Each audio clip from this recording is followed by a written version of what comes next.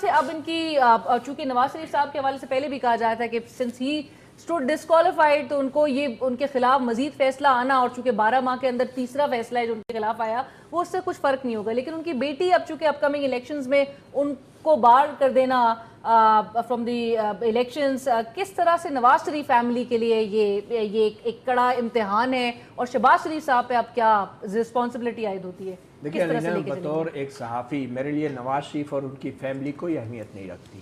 میرے لیے وہ سسٹم اہمیت رکھتا ہے، وہ آئین اور قانون اہمیت رکھتا ہے جس کے سہارے یہ تمام کام کیے جا رہے ہیں، جس کا نشانہ ظاہری بات ہے ایک سیاسی جماعت اور ایک سیاسی خاندان بن رہا ہے. نواز شریف اور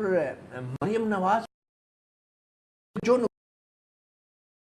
ہے نواز شریف اور مریم نواز کی دشمنی میں یا نون لیگ کی دشمنی میں، وہ بیسیکلی نواز شریف کو سیاست سے باہر رکھنے کی بات نہیں ہے، یہ پورے عوام کو سیاست سے باہر رکھنے کی بات ہے جن کو ووٹ کا اختیار آئین اور قانون دیتا ہے.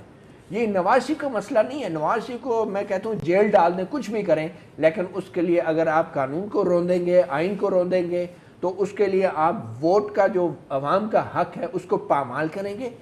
وہ میرے خیال میں زیادہ سنگین معاملہ ہے، اور میں سمجھتا ہوں یہ معاملہ صرف نواز شریف کا نہیں ہے، یہ معاملہ اس وقت اس پورے نظام کا ہے، اس آئین کا ہے جو حق دیتا ہے عوام کو اپنے نمائندہ منتخب کرنے کا. یہ زیادہ نقصان نظام کا ہے اور عوام کا ہے.